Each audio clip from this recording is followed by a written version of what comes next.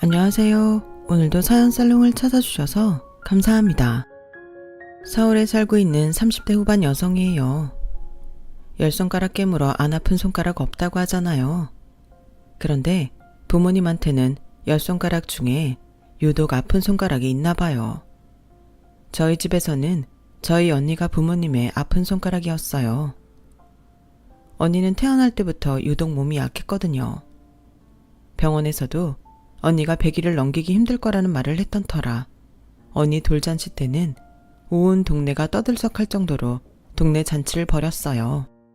하지만 국민학교에 들어가고서도 언니의 병치레는 끝이 나지 않았고 학교에 가는 날보다 병원에 입원해 있는 날이 더 많았어요. 환절기 때 흔히들 걸리는 감기도 언니한테는 치명적이라서 엄마는 온 집안에 가습기를 틀어놓고 온도와 습도를 철저히 조절할 정도였죠.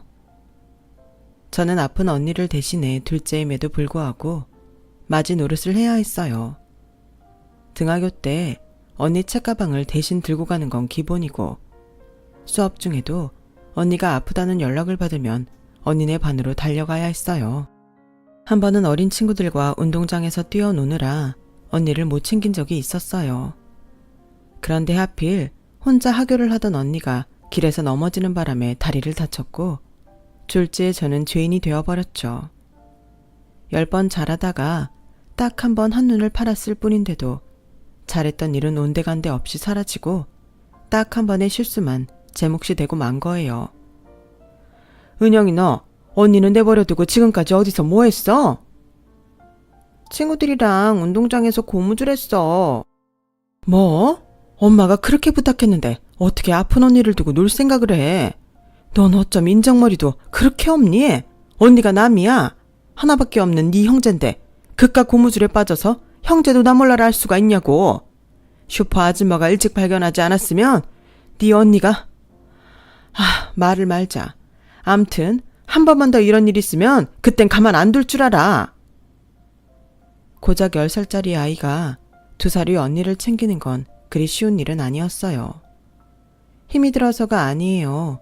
저도 한창 뛰어놀 나이였기 때문에 놀고 싶다는 마음을 매 순간 억누르기 힘들어서 그랬던 거죠. 그런데도 엄마는 그런 제 마음은 헤아려주지 않았어요. 엄마한테는 큰딸이 다쳤다는 것만 보였던 거죠.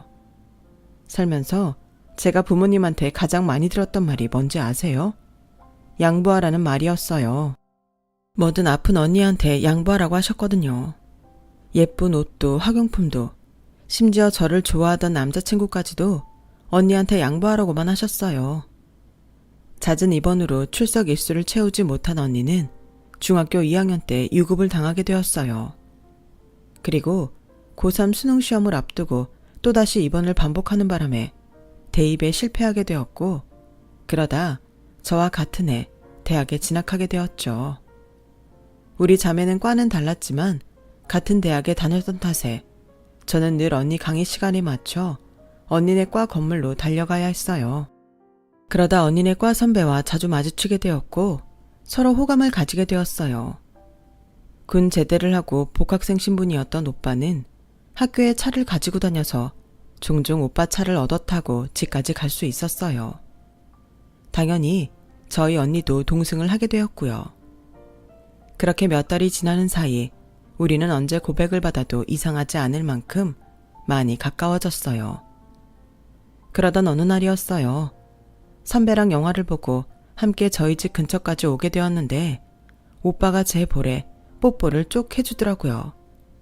그리고는 저를 많이 좋아한다며 사귀자고 하더라고요. 제 마음도 오빠와 같았지만 바로 승낙을 해버리면 너무 기다렸다는 티가 날 것 같아서 생각할 시간을 달라고 하곤 집으로 들어왔어요.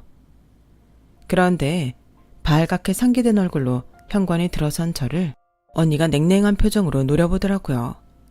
뭐가 또 심통이 나서 저러나 생각했지만 그때는 제 감정에 취해 언니 기분 따위는 그리 중요하지 않았어요. 그런데 그날 밤 엄마가 제 방으로 들어오시면서 하늘을 나는 것 같았던 제 기분은 땅속 깊숙이 박혀버리고 말았죠. 은영아, 너 재우 선배 알지? 왜 종종 집까지 차 태워주는 네 언니네 과 선배 말이야. 너 혹시 그 선배랑 사귀니? 아니. 근데 그건 왜 물어? 그래, 사귀는 사이가 아니라니 다행이다. 실은 네 언니가 그 선배를 많이 좋아하나 봐. 그래서 말인데 네가 중간에서 두 사람 좀 연결해주면 안 될까? 너도 알다시피 네 언니가 병원 생활을 오래 해서 사람 사귀는 게 좀 서툴잖니. 네 언니가 처음 마음에 든 남잔데 엄마 입장에선 어떻게든 잘 되게 해주고 싶어. 도와줄 거지? 순간 하늘이 무너지는 것 같았어요. 그래서 절대 안 된다고 했어요. 오늘 오빠한테 고백을 받은 사실까지 털어놓으면서요. 그랬더니 엄마가 잠시 고민을 하다가 이러시는 거예요. 은영아, 그냥 언니한테 양보 좀 하면 안 될까? 넌 사교성도 있고 언제든 남자친구 사귈 수 있잖아. 엄마가 이런 말 하게 돼서 미안하지만 엄마 네가 양보해주면 좋을 것 같아. 엄마 정말 너무한 거 아니야? 나 지금까지 매번 언니한테 양보만 하고 살았어. 먹고 싶은 거 입고 싶은 거 심지어 볼펜 한 자루까지도 언니가 탐내면 다 순순히 내줬다고. 그런데 이젠 남자까지 양보하라고? 도대체 언제까지 언니한테 양보만 하고 살란 거야? 그래, 엄마 말대로 내가 양보한다고 쳐. 그런다고 나 좋다는 재우 선배가 언니한테 가겠어? 그게 가능한 소리냐고. 그러니까 네가 거절을 하면 되잖니. 그럼 네 언니가 파고들 여지가 생길 거 아니야. 세상에 남자가 얼마나 많은데 자매끼리 남자 하나를 두고 얼굴을 붉힐래? 어른스러운 우리 둘째가 한 번만 양보해줘. 그러면 엄마가 해달라는 거 다 해줄게. 옷 사줄까? 아니면 구두? 말만 해. 엄마가 다 사줄 테니까. 정말 말도 안 되는 일이었어요. 어떻게 남도 아닌 엄마가 나한테 이럴 수가 있는 건지 도저히 믿을 수가 없더라고요. 제가 끝까지 엄마 말을 따르지 않자 이번엔 언니가 나서서 저를 설득했어요. 야, 난 이미 19년 전에 시한부 판정을 받은 몸이야. 언제 죽어도 이상할 게 없다고. 너 만약에 내가 내일 당장 죽는다면 후회 안 할 자신 있어? 그럴 수 있냐고. 너한테 재우 오빠는 앞으로 만나게 될 수많은 남자 중 하나일 뿐이겠지만 나한테는 유일한 남자일 수 있다고? 누가 더 절실할까? 재우 오빠는 내 처음이자 마지막 사랑일지 모른다고. 펑펑 울면서 감정에 호소하는 언니를 보니 심정적으로는 억울하고 화가 나기도 했지만 한편으로는 이렇게까지 하는 언니가 가엾기도 했어요. 그날 밤 저를 쉽게 잠들지 못하게 했죠. 언니가 했던 말이 자꾸 머릿속에 빙빙 돌면서 저를 괴롭혔거든요. 자기는 내일 당장 죽을지 모른다던 그 말이요.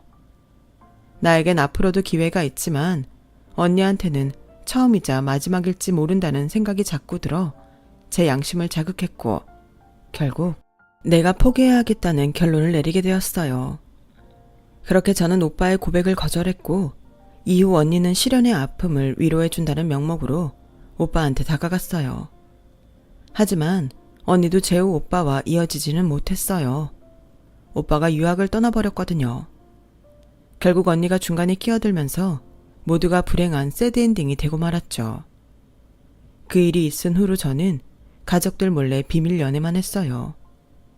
또다시 같은 상황이 벌어진다면 그때도 엄마는 제게 양보하라고 말을 할 테고 언니는 또다시 자신의 목숨을 빌미로 제게 포기를 강요할 테니까요. 태생적으로 면역력이 약해서 100일을 넘기기 힘들 거라던 의사의 말과 달리 언니는 나이가 들면서 점점 건강해졌어요. 대학을 졸업할 무렵에는 병원에 발길을 끊고 살 정도가 되었죠. 그렇다고 해서 저희 언니가 졸업을 앞둔 여느 대학생들처럼 취업 준비로 바쁘게 지냈던 건 아니었어요. 건강에 대한 불안감 때문이었는지 여전히 몸을 사리느라 취업은 애초에 생각조차 하지 않았으니까요. 부모님도 언니가 취직하기를 바라지 않으셨고요. 물론 저는 수능 시험을 준비하던 때보다 더 치열하게 취업 전쟁을 치렀지만요. 제가 남편을 만나게 된 것도 취업 준비를 하면서였어요. 온라인을 통해 스터디 그룹을 만들었는데 거기서 남편과 만나게 되었죠. 남편은 타 대학 신방과 출신으로 방송 PD를 목표로 하고 있었어요. 국문과 출신인 저는 기자를 목표로 하고 있었고요. 신방과 출신이라 그런지 남편은 선배들을 통해 알게 된 정보가 많았고 저한테만 특별히 정보 공유를 해주곤 했어요. 졸업을 앞두고 우리 스터디에선 2명이 취업에 성공했는데 그중 하나가 남편이었고 나머지 하나는 바로 저였어요. 남편은 원하던 방송국에 들어가게 되었고 저는 영화 관련 잡지사에 들어가게 되었어요. 나중에 잡지가 폐간되면서 이직을 통해 기자가 되기는 했지만요. 아무튼 제가 취업을 할 수 있었던 데에는 남편의 도움이 컸다는 건 인정하지 않을 수 없겠네요. 남편과 저는 취업을 하고 2년이 지난 뒤에야 사귀기 시작했어요. 절절한 사랑을 하는 인연이라기보다는 같은 곳을 바라보는 동료이자 친구 사이 같았기 때문에 서로 사귀는데 주저했거든요. 섣불리 연애를 하다가 헤어지면 친구 사이로도 지낼 수 없을 테니까요. 그만큼 서로를 필요로 하고 의지했기 때문에 연애를 시작하고는 금세 결혼을 결심하게 되었죠. 이 사람이 아니면 안 되겠다는 마음은 아니지만 이 사람이라면 세상 누구보다 든든한 아군이 되어줄 거란 믿음은 있었어요. 남편과 제가 이런 마음을 갖게 된 건 저희가 처한 상황 때문이었는지도 몰라요. 태어나던 순간부터 언니의 보호자 노릇을 해야 했던 저와 모든 면에서 남편보다 떨어졌던 형 때문에 일찌감치 형을 대신해 부모님의 기대에 부응해야 했던 남편은 닮은 구석이 많았거든요. 자라면서 부모님한테 서운한 감정이 많았던 저를 누구보다 잘 이해해주는 사람이 남편이었어요. 또한 남편이 짊어지고 살아야 했던 부담감을 세상에서 가장 잘 알아주는 사람은 저였죠. 그러니 우리 부부가 어떻게 동지애를 느끼지 않을 수 있겠어요. 연애를 시작한 지 2년 만에 우리는 결혼을 하게 되었어요.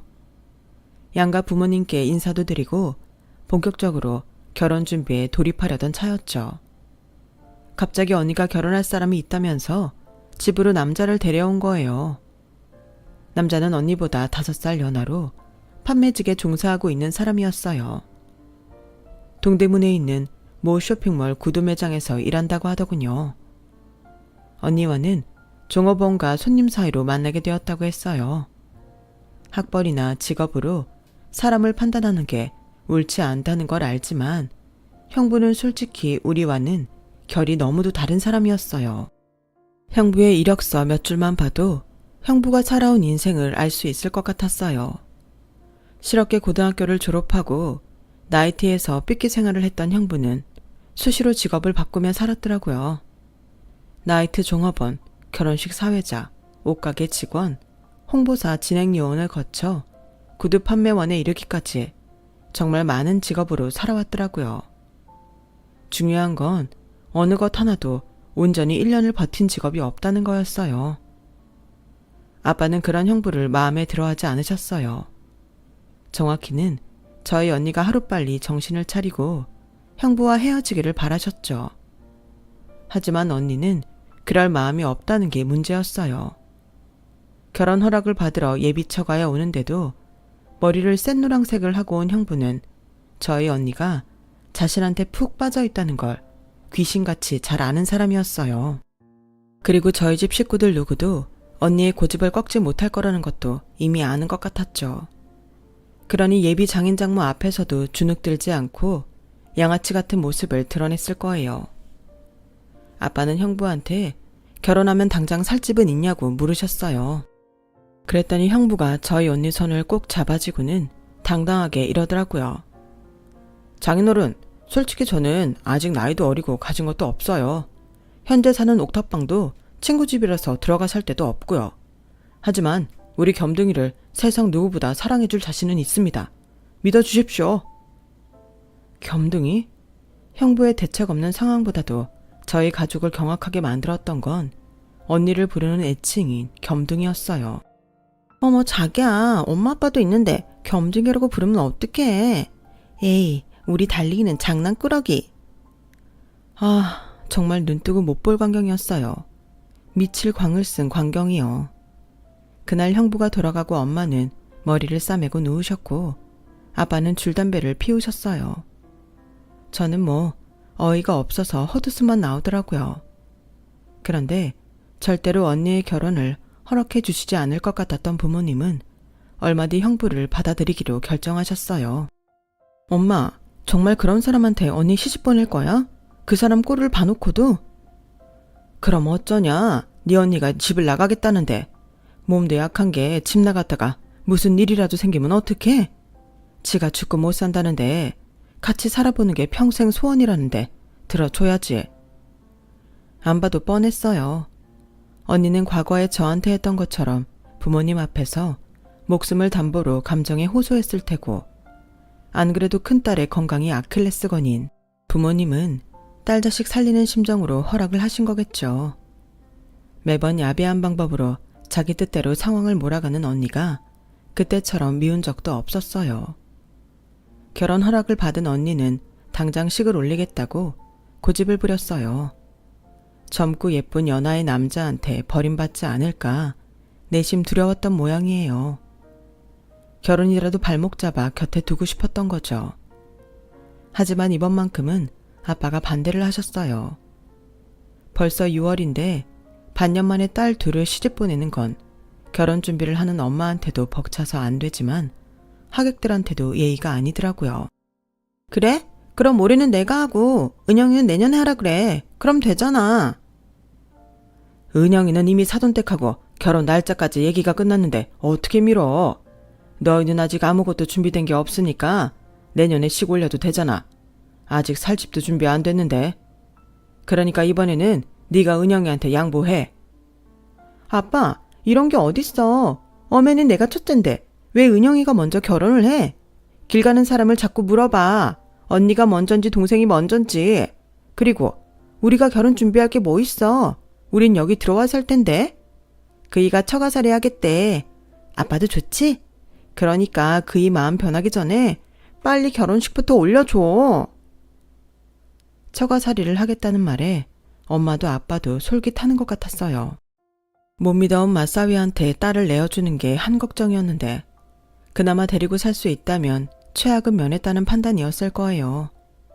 그리고 처가살이라는 영리한 수덕에 언니는 저를 제치고 그해 가을 결혼식을 올렸어요.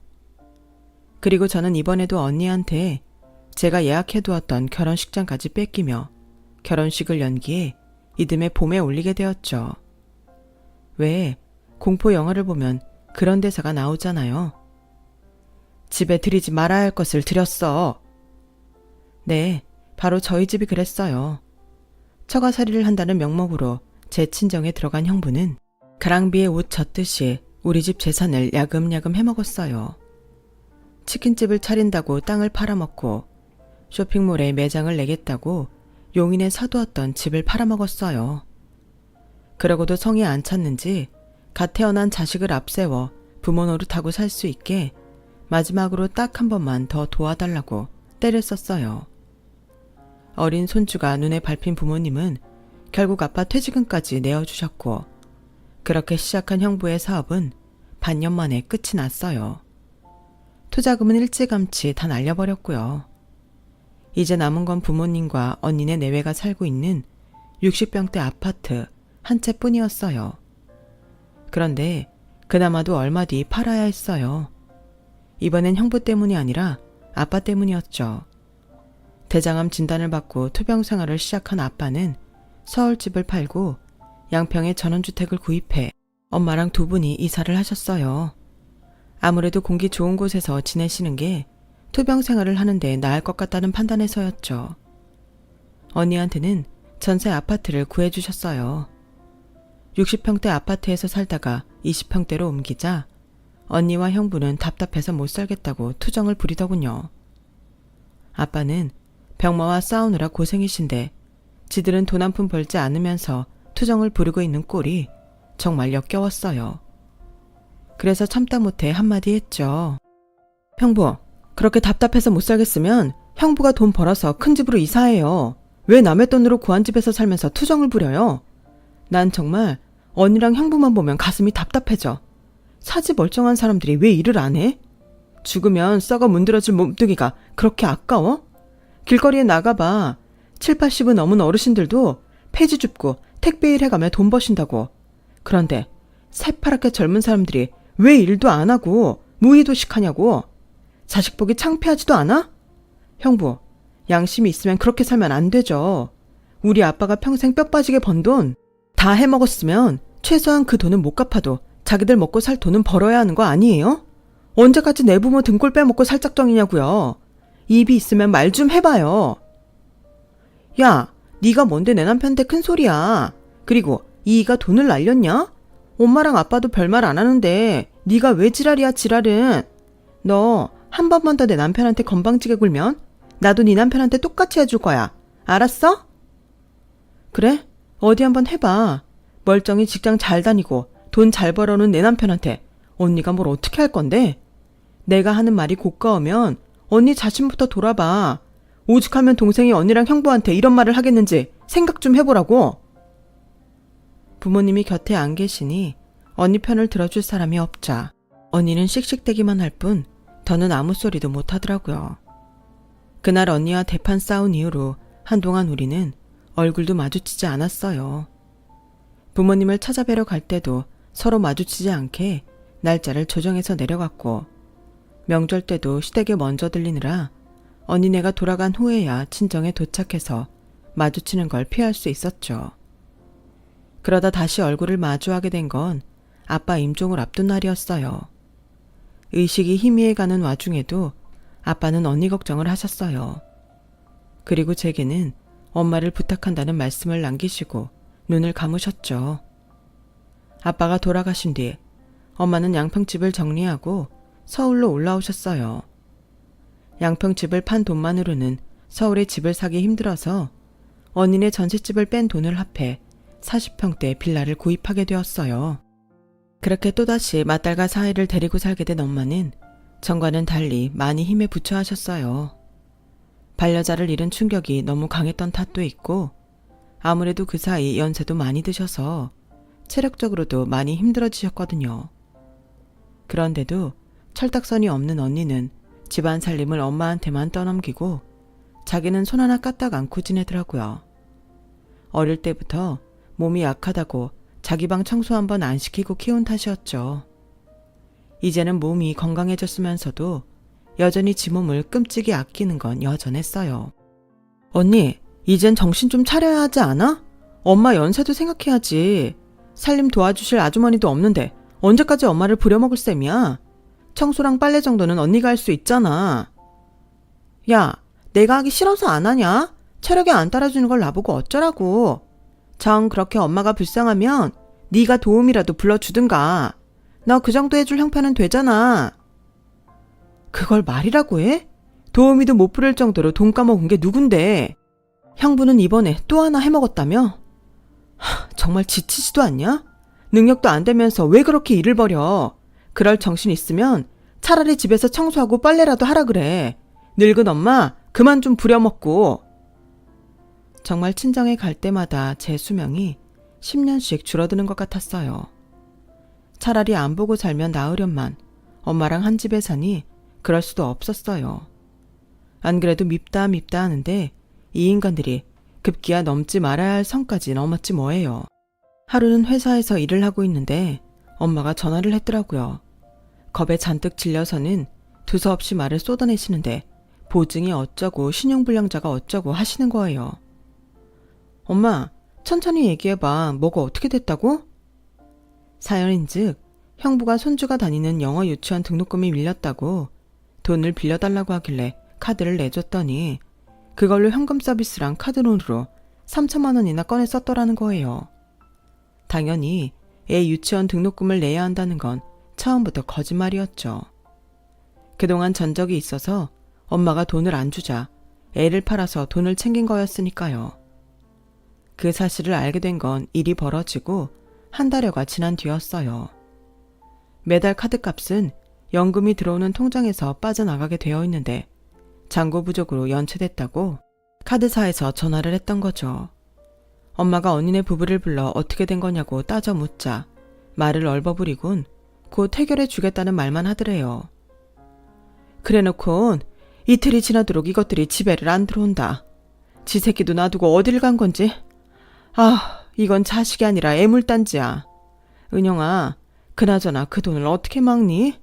카드론이야 할부니까 끊어 나가면 된다지만 현금 서비스 받은 것만 해도 2천이다. 이거 못 막으면 카드 정지될 테고 그럼 카드론 받은 거랑 이거저거 할부 걸린 것까지 한 번에 내야 되는 거 아니니? 일단은 엄마부터 안심시키고 언니한테 전화를 걸었어요. 당연히 안 받더군요. 하지만 똥개가 어떻게 똥을 끊겠어요. 하루도 쉬지 않고 허세샷을 찍어대며 별스타의 사진을 올리는 언니는 이번에도 어김없이 사진을 올렸더라고요. 형부랑 둘이서 5성급 호텔 수영장에서 찍은 사진이었어요. 엄마 카드를 들고 배시시 웃는 언니 얼굴도 있더군요. 샵, 돈이 좋긴 좋으다. 샵, 엄카로 호캉스를. 샵, 엄마 사랑해요. 아주 해시태그를 달아가며 난리를 떨어놨더라고요. 그래서 그 아래에 댓글을 남겼죠. 샵, 엄카 훔쳐 호캉스. 샵, 허세샷은 증거 1호. 샵, 커밍순 경찰 출두. 샵, 딸아, 손에 은팔찌 채워줄게. 그랬더니 제 댓글을 확인했는지 얼른 사진을 지웠더라고요. 그럴 줄 알고 미리 스크린샷을 찍어뒀던 터라 걱정은 안 됐어요. 남편한테 연락해 경찰에 카드 도난 신고도 했고 절도범인 언니랑 형부의 위치도 알려주었어요.